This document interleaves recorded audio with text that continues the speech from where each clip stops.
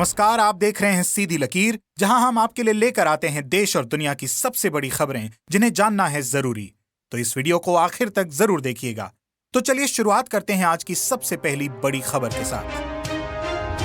Corona काल में अर्थव्यवस्था में जान फूंकने की सरकार की कोशिश। 1,10,000 करोड़ की लोन गारंटी स्कीम का किया ऐलान। 50,000 करोड़ हेल्थ सेक्टर के लिए तथा 60,000 करोड़ अन्य सेक्टर्स के लिए किए निर्धारित। 25 लाख छोटे कारोबारियों को 1.25 लाख तक, ट्रैवल टूरिज्म एजेंसी को 10 लाख तक और 11,000 से भी ज्यादा रजिस्टर्ड टूरिस्ट गाइड को 1 लाख तक का मिलेगा सस्ता लोन। 3 साल की रहेगी अवधि। इसके अलावा emergency credit line guarantee scheme के तहत भी 1.5 लाख करोड़ का अतिरिक्त ऋण एमएसएमईज के लिए बिना गारंटी 3 साल की अवधि के लिए होगा उपलब्ध। कोरोना की मार के बाद टूट चुके टूरिज्म सेक्टर को बढ़ावा देने के लिए 5 लाख विदेशी सैलानियों को टूरिस्ट वीजा मुफ्त देगी सरकार। 31 मार्च 2022 तक चलेगी ये स्कीम। औसत 2,000 रुपए प्रति सैलानी के हिसाब से 100 करोड़ रुपए का होगा राजस्व का नुकसान, लेकिन आने वाले सैलानियों द्वारा खर्च किए जाने से होगा टूरिज्म से जुड़े सभी व्यापारों को लाभ।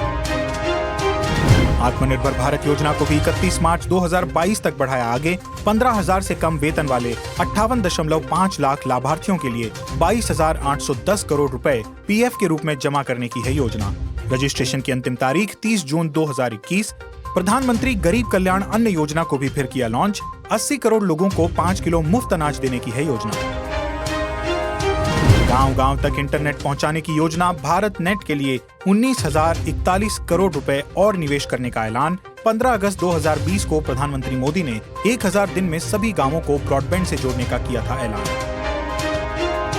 विधानसभा चुनाव में एकला चालों के रास्ते पर मायावती। यूपी में जिला पंचायत अध्यक्ष चुनाव न लड़ने का किया ऐलान। महासचिव सतीश चंद्र मिश्रा को बसपा मीडिया सेल का राष्ट्रीय कोऑर्डिनेटर किया नियुक्त। किसी भी पार्टी के साथ नहीं करेंगी गठबंधन। ओवैसी के साथ चुनाव लड़ने की खबरों को बताया भ्रामक। भीम आर्मी चीफ चंद्रशेखर ने बोला मायावती पर हमला। कहा मायावती ने बहुजनों का नेतृत्व ब्राह्मणों को सौंप दिया है, महज एक वोटर है उनके लिए दलित।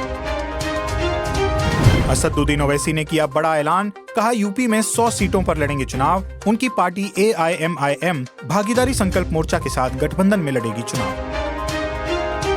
पंजाब में सियासी हलचल के बीच पंजाब कांग्रेस में बड़े बदलाव के संकेत। सिद्धू को बड़ी जिम्मेदारी सौंपने की तैयारी। करीबी सलाहकारों ने दिए संकेत। हाईकमान नवजोत सिंह सिद्धू को किसी भी कीमत पर पार्टी से अलग करने को नहीं है तैयार। ट्विटर की एक और हिमाकत। भारत के नक्शे से की छेड़छाड़। जम्मू कश्मीर और लद्दाख को दिखाया अलग देश। सरकारी सूत्रों के मुताबिक सरकार इस मामले में कर सकती है सख्त कार्रवाई। आपको बता दें, इससे पहले ट्विटर द्वारा लेह को चीन का हिस्सा बताने पर सरकार ने दी थी चेतावनी। भारत के IT कानून को लेकर सरकार से चल रही है तकरार। हाई सिक्योरिटी वाले जम्मू एयरफोर्स स्टेशन में रविवार को हुए ड्रोन हमले के बाद अब कालूचक में मिलिट्री स्टेशन के पास देखे गए 2 ड्रोन। त्वरित कार्यवाही करते हुए क्विक रिस्पांस टीम ने की फायरिंग। सेना की ओर से पूरे इलाके में चलाया जा रहा है सर्च ऑपरेशन। कश्मीर के त्राल इलाके में रविवार देर रात आतंकी हमले ने खत्म कर दिया पूरा परिवार। पुलिस के पूर्व SPO फयाज अहमद के घर में घुसकर आतंकियों ने की फायरिंग। SPO और पत्नी के बाद अब उनकी बेटी की भी इलाज के दौरान अस्पताल में मौत। हमला करने वाले आतंकियों का नहीं चल पाया है कोई पता। मारे गए पूर्व SPO का बेटा है सेना का जवान। मुखबिरी के शक में की गई हत्या। भारत ने परमाणु क्षमता से लैस अग्नि P मिसाइल का किया सफल परीक्षण। 2,000 किलोमीटर तक हमला करने में सक्षम। ये सतह से सतह पर मार करने वाली बैलिस्टिक मिसाइल है, जिसकी मारक क्षमता 1,000 से 2,000 किलोमीटर तक है। लगभग 1,000 किलोग्राम का पेलोड या परमाणु शस्त्र ले जाने में है सक्षम। कश्मीर तक पहुंचा धर्मांतरण का जिन्न। 2 सिख लड़कियों के जबरन धर्मांतरण पर दिल्ली तक बवाल। जम्मू कश्मीर में सिखों का प्रदर्शन। शिरोमणि अकाली दल के नेता मनजिंदर सिंह सिरसा ने कहा, गृह मंत्री ने सिख बेटियों की वापसी का दिया आश्वासन। अवैध धर्मांतरण के मामले के तार जुड़े कनाडा और कतर से। यूपी ATS ने 3 और को किया गिरफ्तार। प्रदेश के ADG law and order Prashant Kumar ने प्रेस कॉन्फ्रेंस कर बताया, धर्मांतरण के लिए विदेशों से हो रही है फंडिंग। 2010 से लेकर जून 2021 के बीच कैश और चेक के द्वारा 1 करोड़ 70 लाख रुपए खातों में आने की बात आई सामने। दुबई, कतर, जद्दा और आबू धाबी से खातों में जमा किए गए 50 लाख रुपए। मन्नू यादव उर्फ अब्दुल मन्नान, इरफान शेख व राहुल भूला को किया गिरफ्तार। अयोध्या जमीन खरीद के मामले में आम आदमी पार्टी के नेता संजय सिंह ने दी कोर्ट जाने की धमकी। बीजेपी ने किया पलटवार। संजय ने लगाया भाजपा पर आरोप कि बीजेपी वाले ट्रस्ट के साथ मिलकर कर रहे हैं चंदा चोरी। खुलासा करने के बाद भी अब तक कोई कार्यवाही नहीं की गई है। भाजपा ने दिया जवाब कि जब कोई अपराध ही नहीं है तो जांच का नहीं उठता कोई प्रश्न। चीन को राजनाथ सिंह की 2 टूक, बोले जवान सीमा पर हर चुनौती का मुंह तोड़ जवाब देने में सक्षम। लद्दाख की 3 दिवसीय यात्रा पर हैं रक्षा मंत्री राजनाथ सिंह। सैन्य तैयारियों का लिया जायजा। सीमा सड़क संगठन की 63 बुनियादी परियोजनाओं का किया उद्घाटन। अब स्टॉक मार्केट अपडेट। हफ्ते के पहले कारोबारी दिन सेंसेक्स 189 अंक गिरकर 52,735 पर हुआ बंद। एनएसई का निफ्टी 45 पॉइंट की कमजोरी के साथ 15,814 पर हुआ बंद। छोटे और मझोले शेयरों के इंडेक्स में हुई जमकर खरीदारी। अब देश में सराफा बाजार का हाल। सप्ताह के पहले दिन सोने की कीमत में 7 रुपए की मामूली बढ़त दर्ज की गई। वहीं चांदी की कीमत में 50 रुपए की फिसलन देखी गई। सोमवार को सोने की कीमत 47,212 रुपए प्रति 10 ग्राम रही, तो वहीं चांदी की कीमत 68,417 रुपए प्रति किलोग्राम पर पहुंच गई। क्लब हाउस चैट मामले में दिग्विजय सिंह ने पहली बार तोड़ी चुप्पी, बोले तोड़ मरोड़ कर पेश किया गया बयान। पुलिस से शिकायत कर की उचित कार्यवाही की मांग।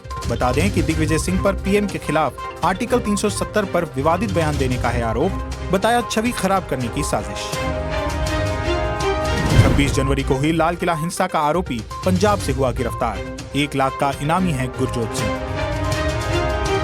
उत्तराखंड कोर्ट ने 1 जुलाई से होने वाली 4 धाम यात्रा पर लगाई रोक। सरकारी तैयारियों को नाकाफी बताते हुए कहा कि चुनिंदा लोगों, पुजारियों व पुरोहितों के हित के मुकाबले कोरोना के डेल्टा प्लस वेरिएंट से लोगों की जिंदगी बचाना है ज्यादा जरूरी। लालू यादव ने ट्वीट कर सीएम नीतीश को दी बधाई। बिहार में विपक्ष के हाथ लग गया नया मुद्दा। बिहार में पेट्रोल की कीमत 100 रुपए प्रति लीटर के पार हो जाने पर कसा तंज। लिखा डबल पावर के दम पर डबल इंजन सरकार द्वारा बिहार के सभी जिलों में 100 रुपए पेट्रोल करने पर हार्दिक बधाई। महंगाई के मुद्दे पर सरकार को घेरने की विपक्ष लगातार कर रहा है कोशिश। बिहार में चिराग पासवान पर फिर हमलावर हुआ जेडीयू। कहा उनकी तेजस्वी से खूब जमेगी, क्योंकि दोनों ही आए हैं परिवारवाद से। बिहार में एनडीए की सरकार गिराने के चिराग के दावे को बताया बेमौसम पेड़ से आम गिरने की उम्मीद। पश्चिम बंगाल से अगली खबर। मुख्यमंत्री ममता बनर्जी ने बताया राज्यपाल जगदीप धनखड़ को भ्रष्ट आदमी। जैन हवाला केस में आया था नाम। राज्यपाल को हटाने के लिए 3 बार केंद्र सरकार को लिख चुकी हैं खत। राज्यपाल धनखड़ ने किया पलटवार। आरोप को निराधार बताते हुए कहा महामारी के समय उन्होंने अपने लोगों को बांटी रेवड़ियां। नासिक पुलिस की कार्यवाही में 4 बॉलीवुड कलाकार और पूर्व बिग बॉस कंटेस्टेंट समेत 12 महिलाएं और 10 पुरुष एक बंगले में चल रही रेव पार्टी में ड्रग्स लेते हुए गिरफ्तार। भारी मात्रा में नशीला पदार्थ और नकदी भी की गई बरामद। कंगना रनौत का मूवी माफियाओं के खिलाफ फूटा गुस्सा।